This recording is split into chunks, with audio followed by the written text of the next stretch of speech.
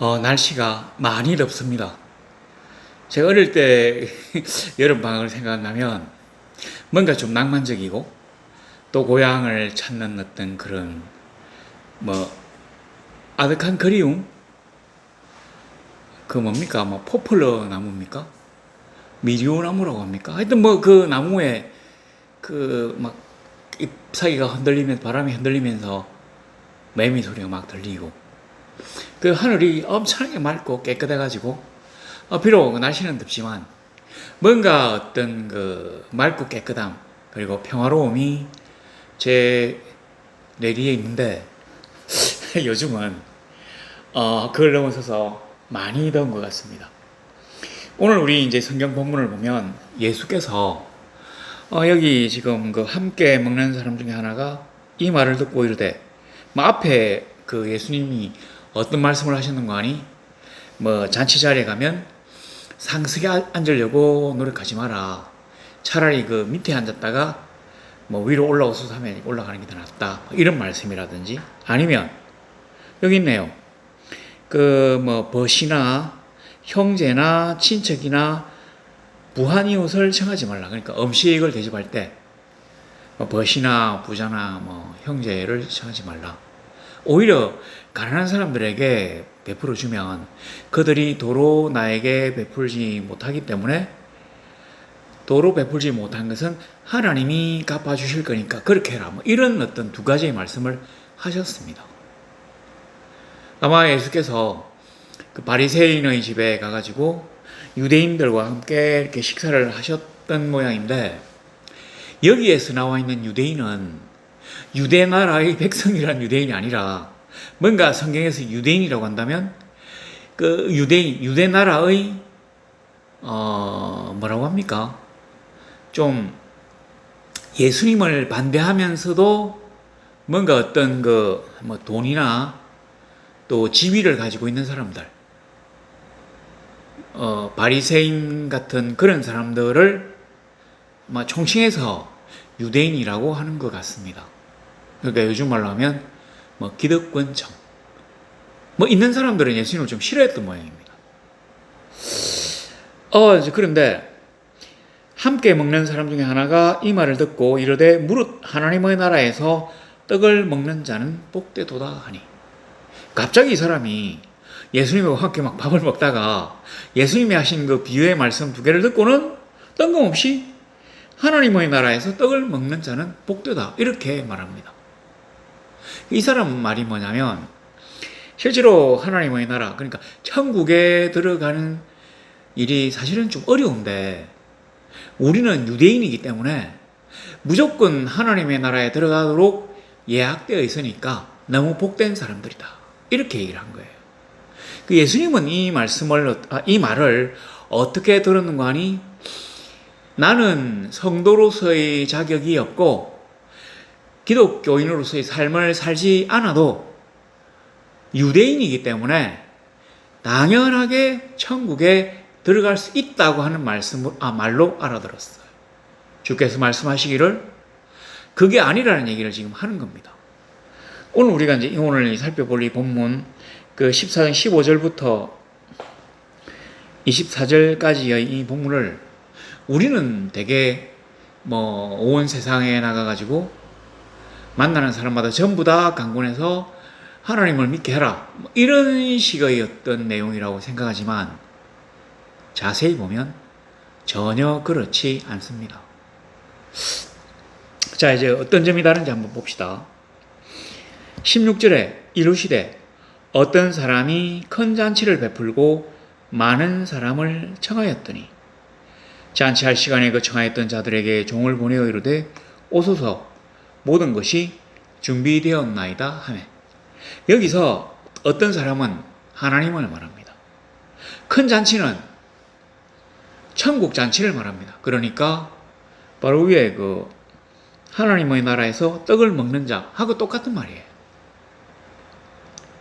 자 그리고 여기서 보니까 종을 보내어 이르되 오소서 모든 것이 준비되었나이다 하매라고 되어 있는데 이 종이 누구였습니까?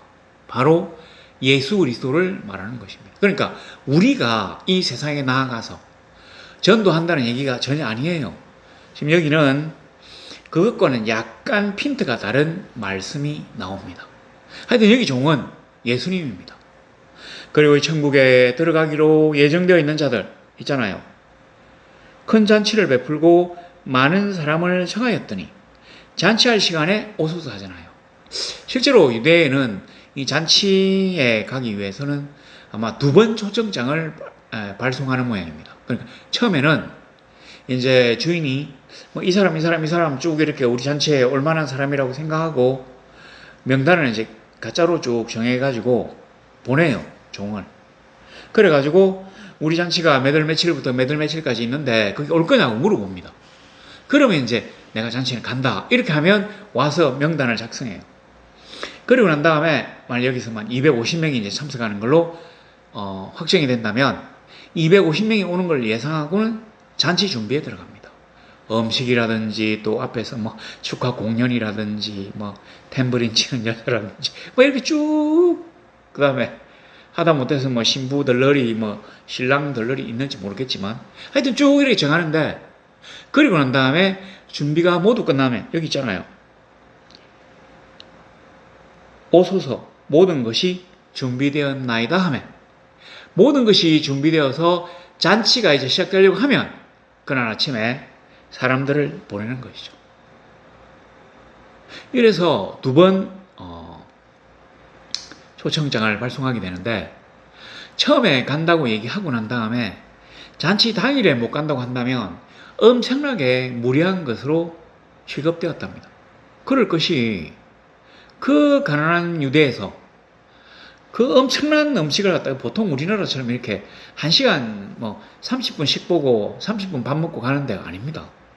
그쪽은 적어도 막 일주일, 많으면 2주일 뭐 이런 식으로 잔치가 막 3주일 이런 식으로 막 가요. 그리고 잔치가 있으면 아무것도 안 해요. 이 문이 그러니까 그 집이 이스라엘 집들은 대부분 보면 강도나 도적들의 위협으로부터 보호받기 위해 가지고 집들이 되게 미음자형으로 되어 있어요. 그리고 뜰이 집안에 있습니다. 그러니까 지금 뭐 스페인 쪽에도 보니까 집이 그렇던데 이렇죠, 이렇게. 이렇게 집이 딱 되어 가지고 이 안쪽에 뜰이 있어요. 그리고 여기 문이 있는데 이 문을 딱 폐쇄하고 난 다음에 그러면 못 들어가거든요.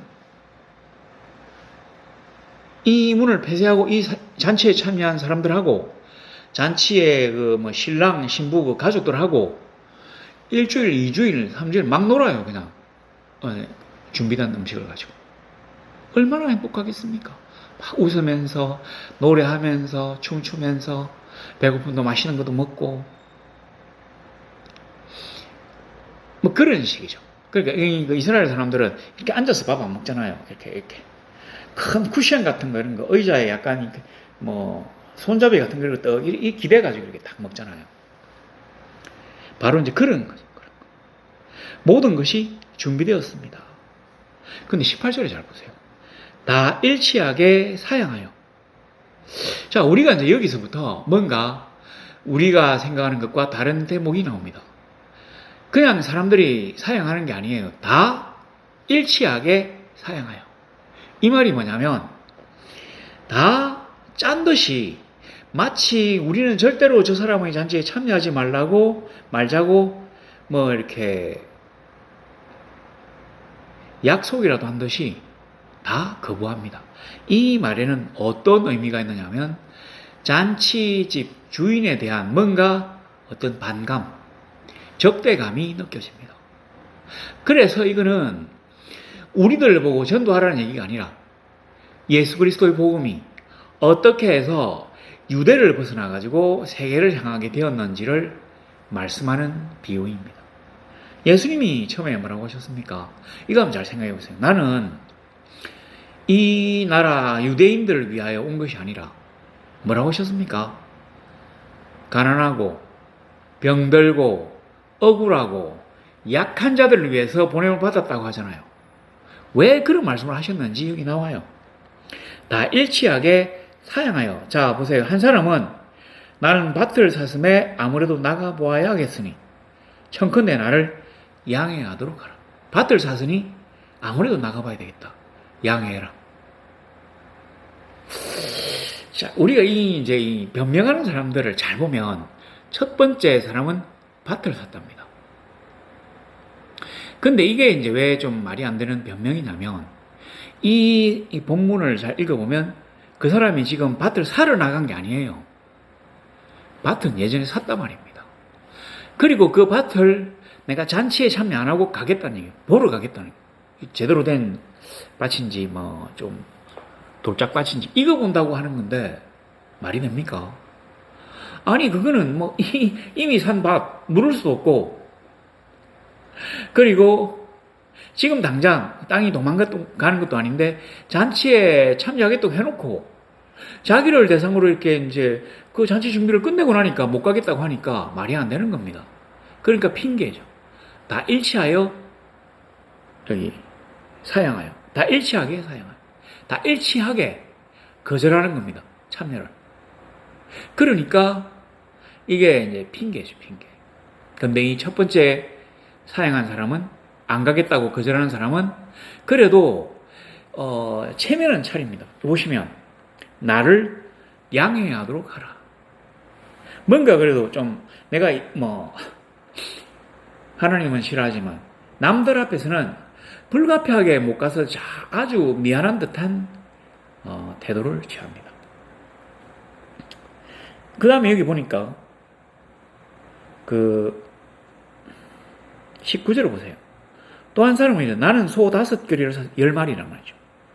시험하러 가니 청컨대 나를 양해하도록 하라. 소는 예전에 샀어요. 그래가지고 이제 결이니까 아마 2마리씩 이렇게 멍에를 지어가지고 하는 모양인데 이 5겨리라고 해서 이걸 보면 이 사람이 농부인 것 같은데 아닙니다. 이 사람은 뭐냐면 소장사예요. 소장사. 이 소가 건강한지 안 한지를 갖다가 살펴보고 비싼 가격으로 팔아먹으려고 보러 간다는 얘기입니다. 그리고 이 사람도 양해라 이렇게 얘기합니다. 뭔가 좀 속은 아니지만 그 겉으로는 예의를 차리는 것 같습니다. 자, 근데 세 번째 보세요. 30절 또 한 사람은 이르되 나는 장가 들었으니 그러므로 가지 못하겠노라 하는지라. 장가 들었으면 당연히 못 가죠. 우리가 그리 생각하는데 아니에요. 이게 뭐냐면 장가 들었다고 하는 얘기지 며칠 전에 내가 결혼했다는 얘기가 아닙니다. 그러니까 한 5년 전에 장가 들었을 수도 있고 10년 전에 장가 들었을 수도 있고 장가 들었는데 이건 왜 못 가냐? 아내가 그러니까 내가 이제 아내를 남겨두고 저 잔치집에 가면 일주일인지 2주일인지 3주일인지 한 달인지 가서 이제 못 오니까 아내를 독수 공방을 시켜야 되니까 그게 싫어서 못 가겠다 이 말입니다. 자, 그러면 아내하고 같이 가면 되죠. 그런데 이 사람은 가지 않는다고 합니다. 보세요. 그러므로 가지 못하겠노라 하는지라. 첫 번째 보면 그 18절에는 아무래도 나가보아야겠으니 양해라. 청컨대 양해라. 19절에는 시험하러 가니 청컨대 양해하라. 그 다음에 20절에 보면 가지 못하겠노라. 잘 보세요. 18절에 아무래도 나가보아야 할 것 같다. 청컨대 양해. 19절에 보세요. 시험하러 가니. 그러니까 첫 번째 사람은 아주 정중하게 거절합니다. 아무래도 못 갈 것 같다. 미안하다. 양해해라. 이렇게 얘기했다면 두 번째 사람은 아무래도라든지 이런 얘기는 안 합니다. 그냥 시험하러 간다. 그래서 미안하다. 뭔가 조금은 더 단호하면서도 직설적으로 안 간다는 얘기를 합니다. 근데 세 번째는 장가를 갔는데 사실은 우리가 생각하면 요즘이야 우리나라에서 이렇게 시집장가 안 간 사람이 많은데 이 옛날 유대에서 나이가 있는 사람이고 장가 안 간 사람이 어느 정도 있을까요? 제가 이제 이런 게 생각납니다. 그 대학교 때 그 뉴스를 보는데 이제 어떤 뉴스가 나왔냐면 쿠웨이트에서 남자가 장가를 가려고 하면 여자집에 이제 그 신부집에다가 여자를 사가 온다고 하는 의미에서 그러니까 이 노동력을 자기 집에서 갖고 온다 아니, 데리고 온다고 하는 의미에서 이 신부집에다가 뭐 신부가 내는 게 아니라 남편이 아내가 될 사람의 집에다가 결혼 지참금 이런 걸 뭐 준다 해요. 그게 이제 가난한 사람들, 총각들은 이제 이걸 못 주니까 쿠웨이트 정부에서 그 여자들에게 여자의 부모 그 집에 줄 수 있는 돈을 1억 원까지를 은행에서 이제 빌려준다. 이런 뉴스가 나왔어요. 그래서 제가 듣기로는 한 1억 정도 여자에게 줘야 되는 거 이렇게 생각을 했는데 모르죠. 뭐 얼마 줘야 되는지는. 자, 그렇지만 이제 요렇게 장가들을 대부분 사람 다 장가드는데 가지 못하겠노라는 말이 있잖아요. 이걸 원문으로 보면 가지 못하겠노라, 가지 못하겠다고 하는 말이 아니라 절대로 안 갈 거다 이 말입니다. 그러니까 처음 사람은 뭔가 안 갈 가능성에 대해서 얘기했어요. 거의 안 가겠지만 두 번째 사람은 안 간다고 얘기합니다. 세 번째 사람은 절대로 안 갈 거다 이렇게 얘기해요. 그러니까 지금 잔치에 참여하는 어떤 이 거절의 그 강도가 점점 더 세지면서 세 번째는 마치 주인에게 원한을 품고 있듯이 얘기합니다. 내 그 집에 절대 안 간다 이렇게. 자, 그런데 이제 이 세 종류만 주님이 예를 드셨는데 뭐 세 사람만 안 간 건 아니겠죠. 잔치에 뭐 그런 이런 있을 수 없습니다. 엄청나게 많은 사람이 초대되기 때문에 하여튼 뭐 대표적으로 1, 2, 3번이 나왔어요. 비유니까. 자, 그런데 이 비유에서 중요한 공통점이 하나 있습니다. 제가 조금 전에 그 결혼하기 위해서 총각이 이제 그 여자집에 지참금을 갖다 엄청나게 많이 줘야 된다 이런 얘기를 했는데 지참금이 없는 총각은 장가를 못 가요. 그러니까 처음에는 밭을 샀잖아요. 그 다음에는 소를 샀잖아요. 소장사. 그 다음에는 장가를 가기 위해서 그 처갓집에 돈을 지불할 수 있잖아요. 그러니까 뭔가 돈이 있고 뭔가 지금 성공한 사람들을 얘기하는 것입니다. 그러니까 요즘식으로 얘기하면 유대의 기득권자들. 그러니까 여기요 유대인이라고 15절에 함께 먹는 사람 중에 하나가 이 말을 듣고 이르되 무릇 하나님의 나라에서 떡을 먹는 자는 복되도다. 이 사람이 바로 유대인이에요. 그러니까 주께서 그렇게 말씀하신 것입니다. 여기 14장 1절에 보면 안식일에 예수께서 한 바리새인 지도자의 집에 떡 잡수시러 들어가시니 이렇게. 떡 잡수시러 들어가시니 그들이 보고 있더라. 이 사람들이 유대인이거든요. 이 사람들은 예수님을 갖다가 존경하거나 그와 친해지고 싶어서 그를 초대한 게 아니에요. 그가 어떤 잘못을 저지르는지를 살펴봤다가 그를 이제 비난하기 위해서 엿보고 공격하려고 그를 초청한 겁니다. 그래서 이 사람들이 유대인이에요. 그리고 이 사람들이 유대인이기 때문에 우리의 삶에 상관없이 우리는 무조건 천국으로 간다고 얘기하니까 주님이 이렇게 말씀하신 거죠. 너희들처럼 세상적으로 잘났다고 생각하는 사람들은 천국에 지금 가지 않고 있구나. 자, 그리고 계속 갑니다. 21절에 종이 돌아와 예수님이에요. 예수님이 이 땅에 오셔가지고 하나님의 나라 천국 잔치에 들어가도록 사람들을 초청을 합니다. 왜냐하면 하나님에게 생명책에 농명되도록 이미 아브라함과 하나님이 언약을 맺었잖아요. 내가 하나님을 섬기면 하나님은 나를 지키고 복 주실 걸로 약속을 한 것을 언약이라고 하잖아요. 그 언약에 따라서 천국잔치에 참여할 유대인들의 명단이 쫙 작성이 됐어요. 근데 그들은 막상 이제 종이 이 땅에 와가지고 예수 그리스도께서 오셔가지고 그들로 하여금 하나님의 나라에 들어오라고 권하니까 안 가겠다고 얘기하는 걸 비유로 지금 말씀하신 겁니다. 종이 돌아와. 종은 예수님이에요. 종이 돌아와 하나님에게 말합니다. 그러니까 집주인이 노하여 그 종에게 이르되 예수님에게 말씀하시는 거죠. 우리에게 말하는 게 아니라 예수님에게 말씀하시는 거죠. 빨리 시내의 거리와 골목으로 나가서 자, 우리가 유대인들이 이제 다 일치하게 사용하였는데, 그렇다고 해서 유대인들이 다 구원을 받지 못한다고 볼 수가 없는 게 바로 이것 때문입니다. 그러니까 천국 잔치에 들어가는 것이 결국은 천국에 들어가는 것이고, 결국은 이제 하늘나라에 들어가는 것인데, 여기 보니까 시내 거리와 골목으로 나가서, 거리는 제법 큰 차다니는 길이라고 합시다. 골목은 그 뒷골목이에요, 뒷골목.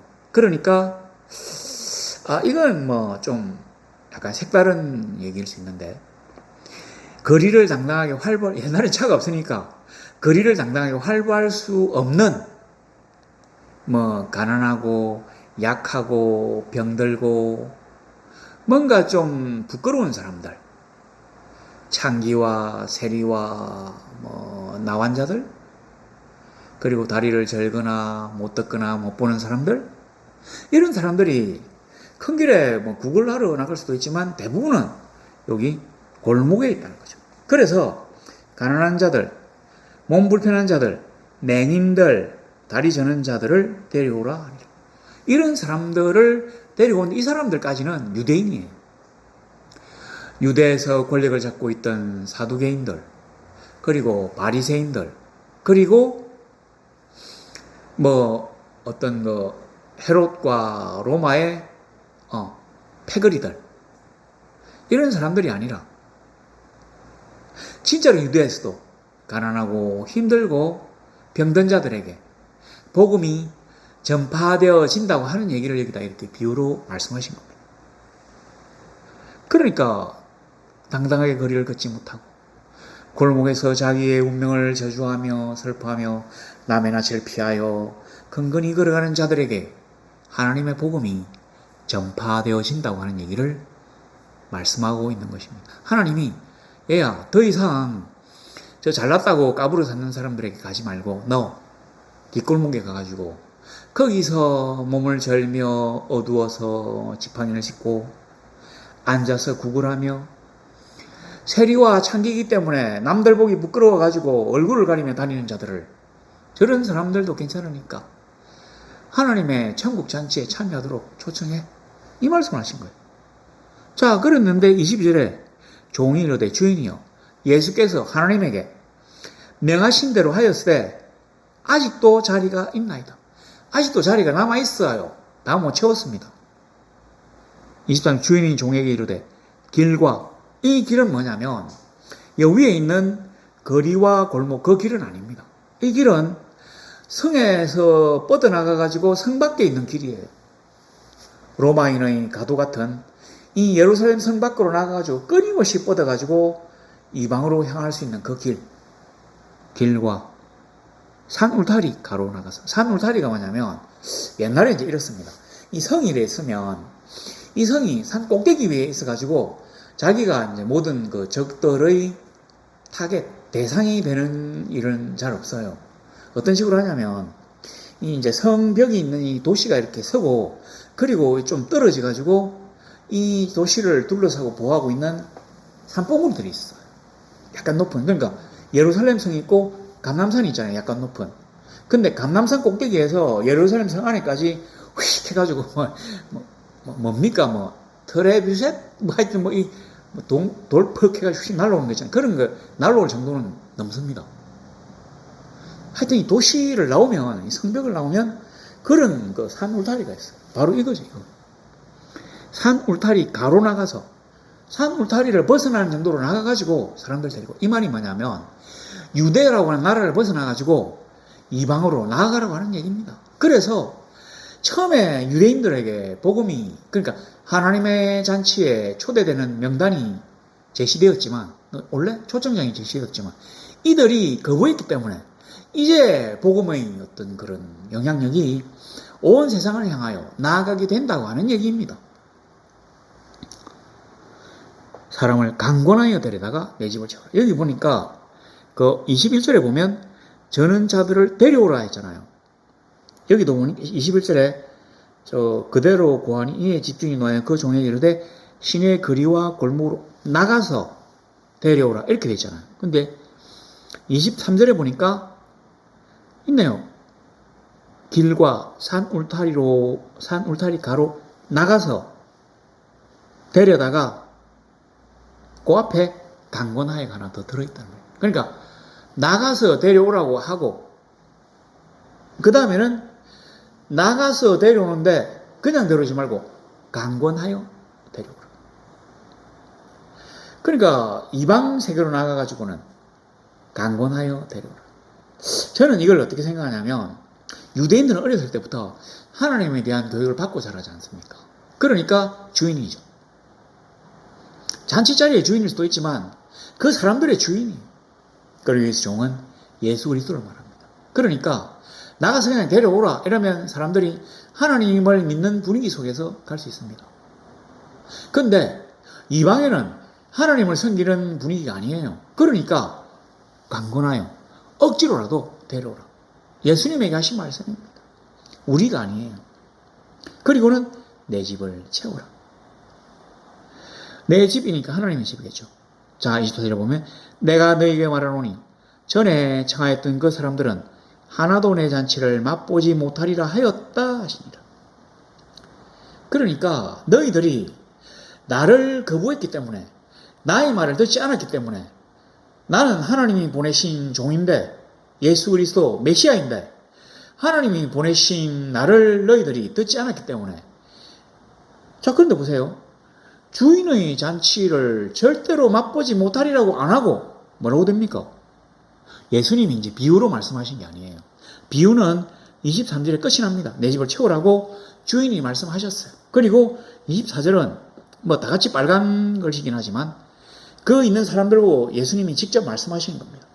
내가 너희에게 말하노니 전에 청하였던 그 사람들은 하나도 내 잔치를 맛보지 못하리라 하였다. 내 잔치를 맛보지 못하리라 하였다 하시니라. 뭔가 계속 비유가 이어지는 것 같지만 아니고 예수께서 사람들에게 말씀하십니다. 근데 뭐라고 합니까? 그 잔치를, 내 잔치를. 예수님이 하나님이라고 하는 거, 종이 주인이라고 하는 걸 지금 여기서 말씀하시고 있는 거잖아요. 제가 이제 이걸 보고 느낀 게 뭐냐면 이겁니다. 우리가 지금 그 보면 막 예수 믿는 사람들, 예수를 믿게 하려고 길거리 전도 같은 데 나가서 막 한 2,000원쯤에 팔린다고 하던데 손으로 짠 수세미 있잖아요. 이걸 해가지고 전도자가 이렇게 막 줍니다. 그리고 또 어떤 데는 뭐 사탕도 넣고 뭐 하여튼 뭐 껌도 넣고 막 이렇게 준대요. 그리고는 막 여기 있네요. 어서서 이렇게. 모든 것이 준비되어 있다. 그냥 막 굽신굽신하게 어서 오세요. 막 우리 교회 한번 와보세요 하면서 막 이렇게 합니다. 근데 사실은 있잖아요.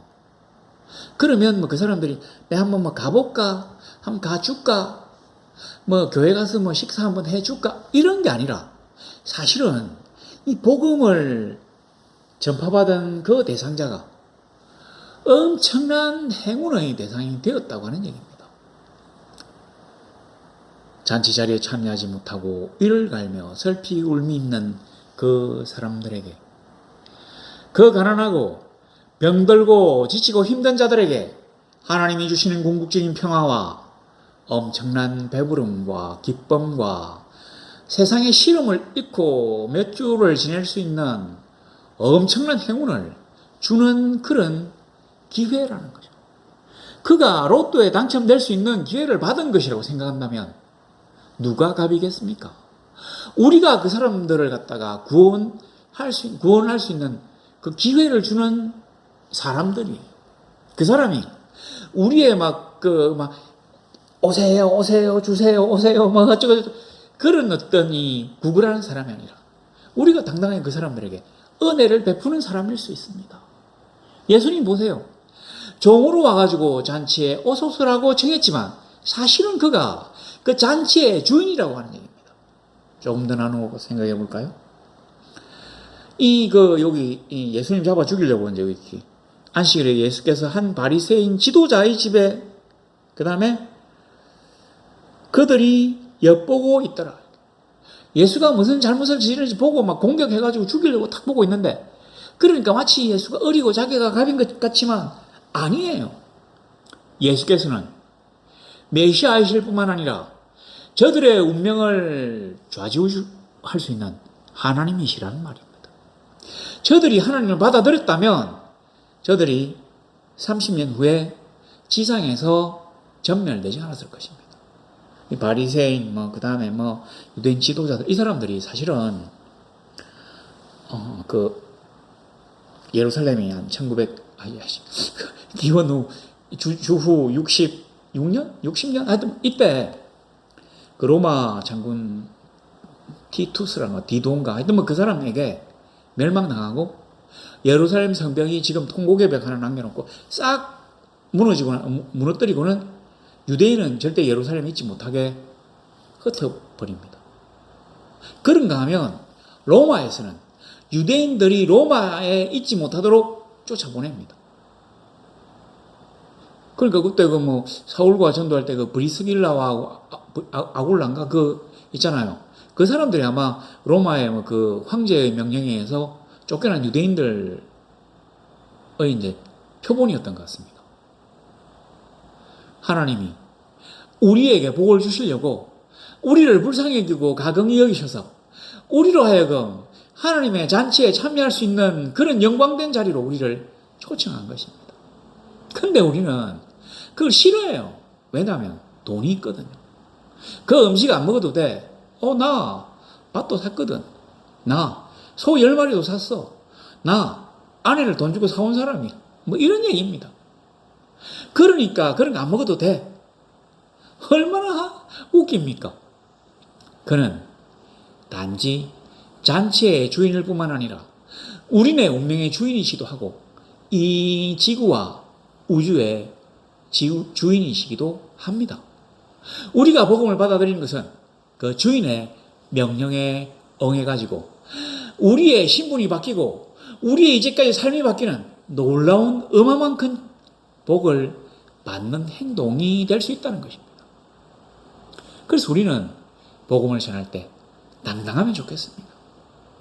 우리는 하나님의 여기 종은 예수 그리스도지만 우리는 하나님의 종이에요. 우리는 예수 그리스도의 제자들입니다. 우리는 주님의 발자취를 따라갑니다. 주께서는 여기 가난한 자, 몸 불편한 자, 맹인들, 전원자들을 데려오고 주께서는 이 축복받은 예루살렘 성을 벗어나서 이방으로 나아가서 저 산봉우리를 넘어가 가지고 만나는 사람들을 강권하여 데려올 수 있는 그러한 복된 사람입니다. 하늘나라에 가면 얼마나 상급이 클까요? 저는 또 이제 한마디를 더 하고 싶은 게 뭐냐면 여기 17절에 보니까 오소서 모든 것이 준비되었나이다 하며 모든 것이 준비되었다는 말. 자, 이거는 이제 어떤 특정한 개인의 그 경험이긴 한데 제가 아주 잘 아는 어떤 분의 권사님의 간증입니다. 이분이 이제 연로하셔가지고 수술을 했어요. 수술이 너무 이제 잘 됐답니다. 의사가 수술이 너무 잘 됐답니다. 그러니까 그 가족들이 행복했어요. 수술이 너무 잘 됐단다. 그리고 기뻐하고 있는데 이 할머니 권사님이 이제 뭐라고 하는 거니? 간밤에 천사가 왔는데 이제 하늘나라에 갈 때가 됐단다. 그러니까 의사는 정말 수술이 잘 됐다면서 그래가지고 사람들이 다 이제 살아났다고 행복해하고 있는데 정작 본인은 천국 가야 된다는 거예요. 천사가 와가지고 하늘나라에 집이 다 됐는데 너무 아름답단다. 너무 아름답단다. 이제 갈 때가 되었단다. 하나님이 지상에 우리의 이름을 천국에 들어갈 자로 다 기록해 놓으셨어요. 그리고 우리를 대상으로 하고 잔치 준비를 하십니다. 아무개가 천국에 올 것 같으니까 그 아이를 위한 집을 내가 준비해야 되겠다. 그 아이가 여기서 행복하게 살 수 있는 것들을 내가 준비해야 되겠다. 그래서 저는 이 상급론, 우리가 이제 상급론 많이 얘기하잖아요. 구원은 우리가 공짜로 받았지만 상급은 우리의 행위대로 주어진다. 저는 잘 모르겠지만 그렇게 얘기를 많이 합니다. 우리가 열심으로 하나님을 섬기며 하나님의 나라를 위하여 열심으로 일한다면 예수 그리스도의 종으로서 그가 맡기신 사명을 잘 감당한다면 성도로서 선행을 하고 남을 구제하고 하나님을 위하여 자기를 버린다면 그가 천상에서 누릴 복락이 점점 더 많아질 거라고 하는 게 우리네 믿음입니다. 어떻습니까? 지금 너무 덥잖아요. 아, 진짜로 머리도 띵하고 땀이 비 오듯이 쏟아지고 힘들지만 그리고 막 온통 지구가 막 벌겋게 불타올라가지고 이게 언제까지 갈지 앞으로 점점 더 어려워진다고 얘기하는데 그 가운데서도 우리가 이제 이 문명의 종말에 사는 이 입장에서 우리는 그래도 저 하늘에 가서 하나님의 잔치에 참여할 수 있다는 소망을 가지고 이 무더위를 잘 이기면서 행복한 삶, 성도로서 부끄럼 없는 삶을 살 수 있기를 간절히 소망합니다.